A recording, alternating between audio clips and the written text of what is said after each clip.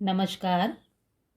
कक्षा 12वीं की पाठ्यपुस्तक आरोह भाग 2 के गद्य खंड के पाठ 13 काले मेघा पानी दे, जिसके लेखक धर्मवीर भारती जी हैं, इसको विस्तृत रूप से हम इसे समझ रहे हैं। काले मेघा पानी दे, ये धर्मवीर भारती जी द्वारा लिखित एक संस्मरण है जो लोक प्रचलित विश्वास और विज्ञान के द्वंद्व का चित्रण करता है। विज्ञान का अपना तर्क है और विश्वास का अपना सामर्थ्य। इसकी सार्थकता के विषय में शिक्षित वर्ग असमंजस में है। लेखक ने इसी दुविधा को लेकर पानी के संदर्भ में प्रसंग रचा है। आषाढ़ का पहला पखवाड़ा बीत चुका है।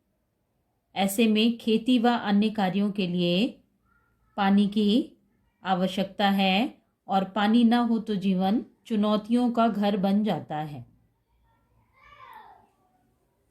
यदि विज्ञान इन चुनौतियों का निराकरण नहीं कर पाता तो उत्सव धर्मी भारतीय समाज किसी न किसी प्रकार से जुगाड़ करने में लग जाता है।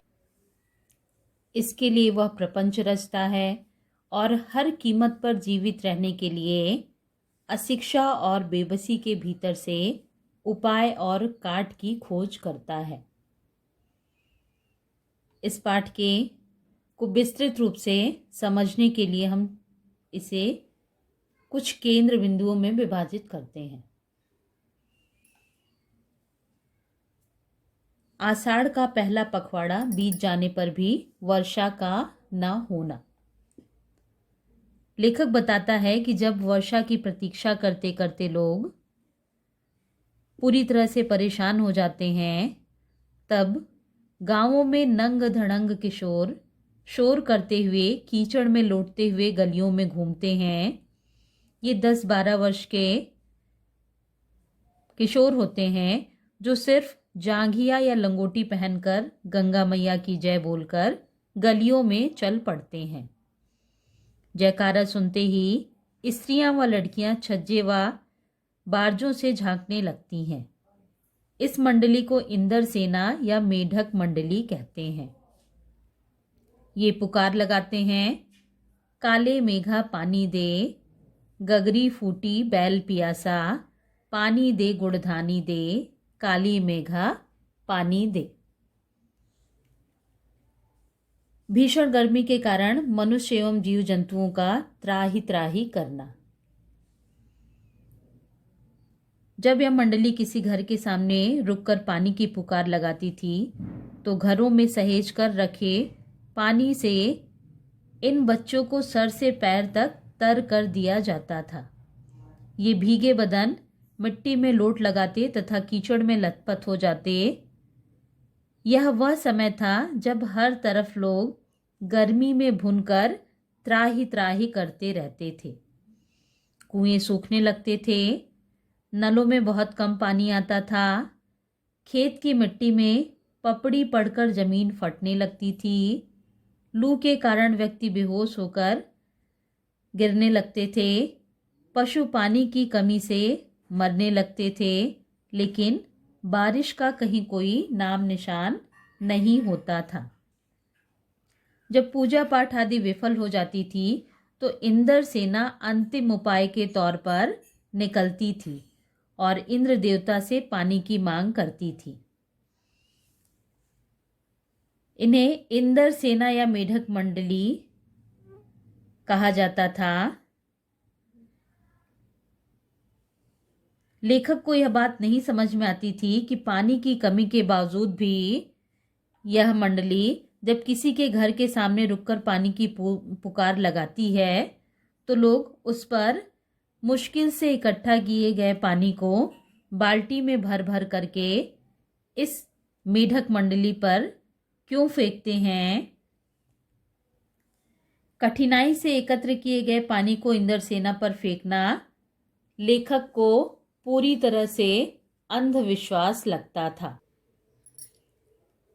लेखक के अनुसार इस प्रकार के अंधविश्वासों से देश को बहुत नुकसान होता है। अगर यह इंद्र सेना ही है तो स्वयं यह इंद्र से अपने लिए पानी क्यों नहीं मांग लेती। उनका कहना था कि पाखंडों के कारण हम अंग्रेजों से पिछड़ गए तथा उनके गुलाम बन गए। साथ ही साथ लेखक आर्य समाजी था तथा कुमार सुधार सभा का मुख्यमंत्री भी था। लेखक भी इंद्रसेना या मेढक मंडली के किशोरों की उम्र का ही था, लेकिन आर्य समाजी होने और कुमार सुधार सभा का मुख्यमंत्री होने के कारण उसे ये सब बातें आडंबर लगती थी।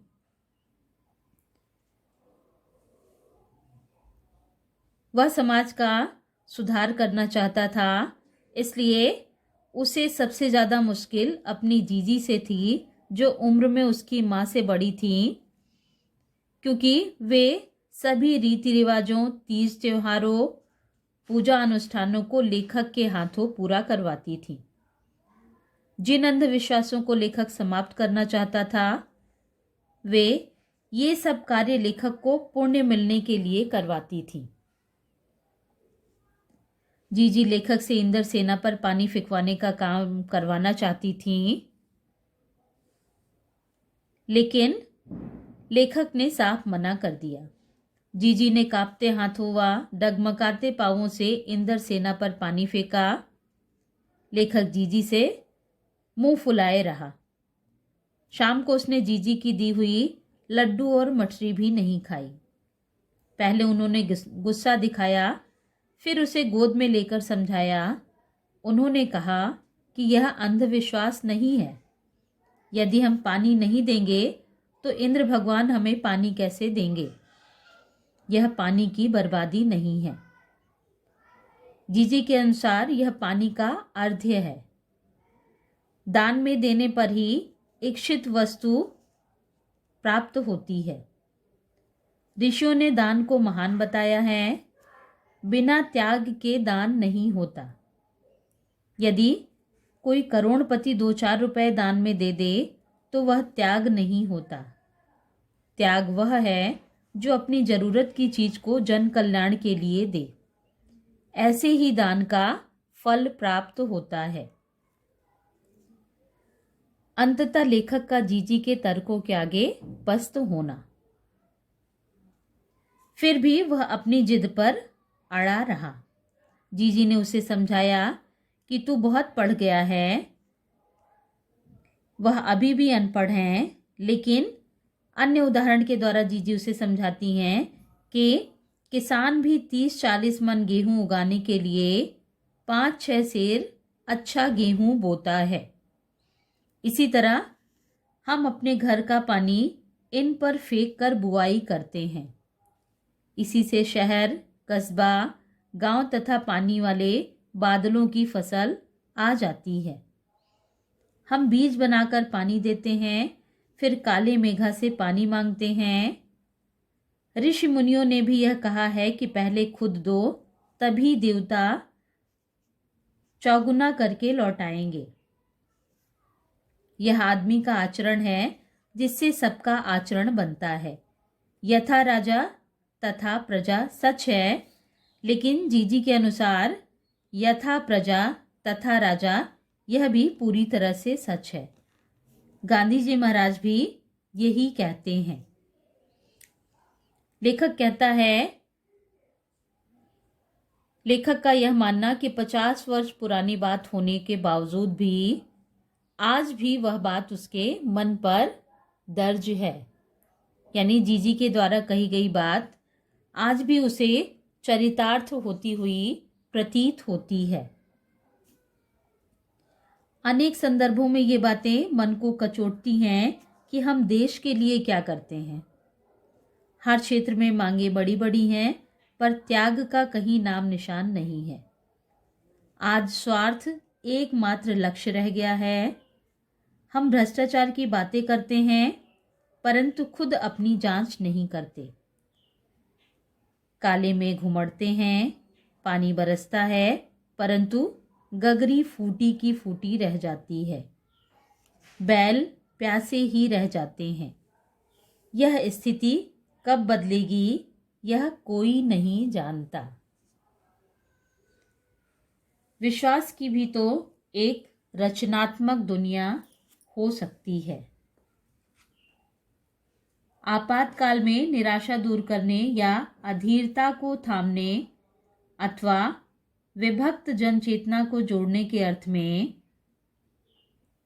अब सवाल रह जाता है कि बारिश के लिए किए जाने वाले उक्त भोले प्रयत्न किस कोटि के अंतर्गत हैं।